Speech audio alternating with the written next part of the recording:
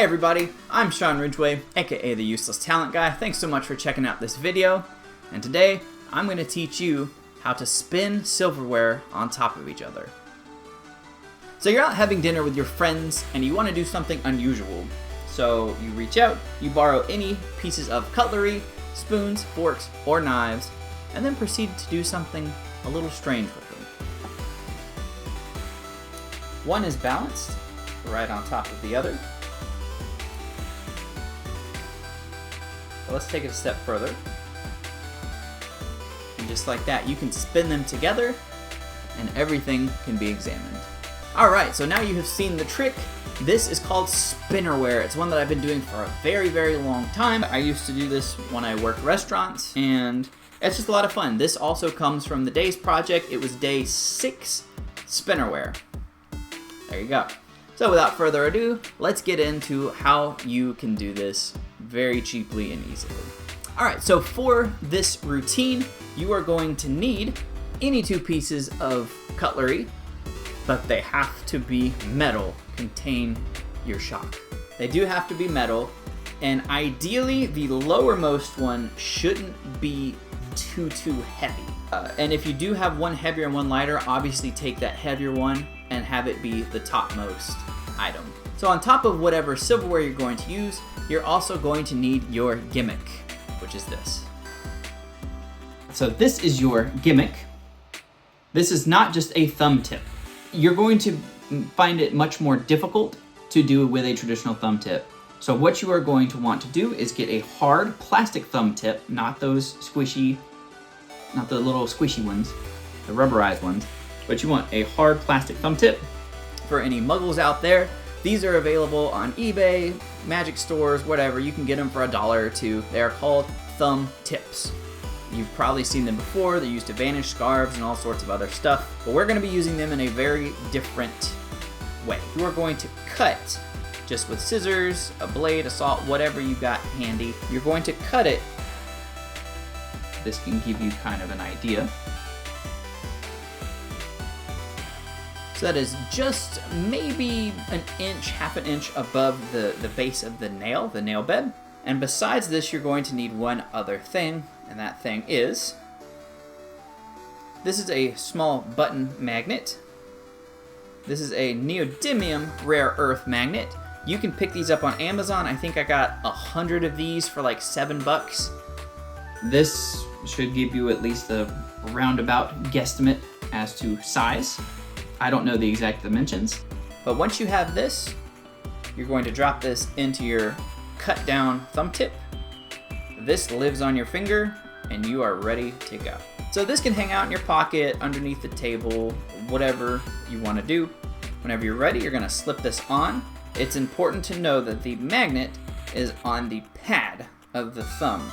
So the magnet is right here, frontmost, away from you, toward your spectator. This is just going to be casually hidden. Nobody is ever going to see this. And if they do, well, you're performing for the wrong people. So you borrow any 2 pieces of silverware, and your thumb with the gimmick is going to slide all the way down to the very base of the topmost silverware. This bottom, let's say you're using a spoon in this case, the bowl is going to be facing your spectator, and the bowl is the top one is going to be facing you. So you are looking at the bowl of the spoon, they are looking at the back, the one that is magnetized now.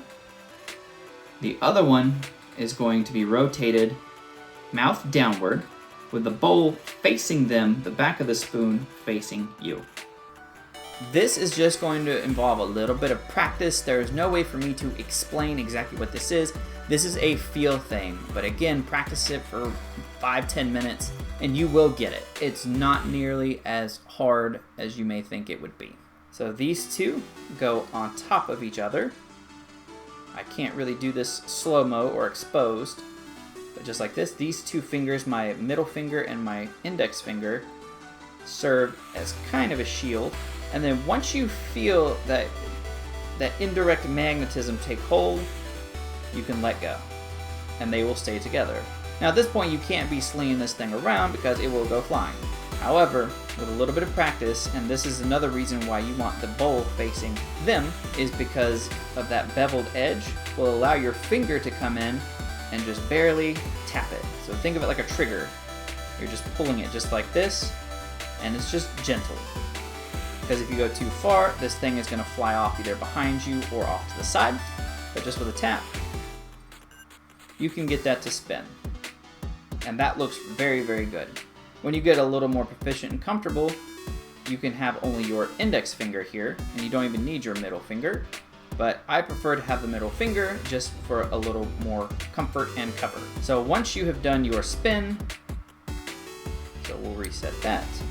Balance, find the hold, give it a spin. So your other hand comes up, you remove the two from each other.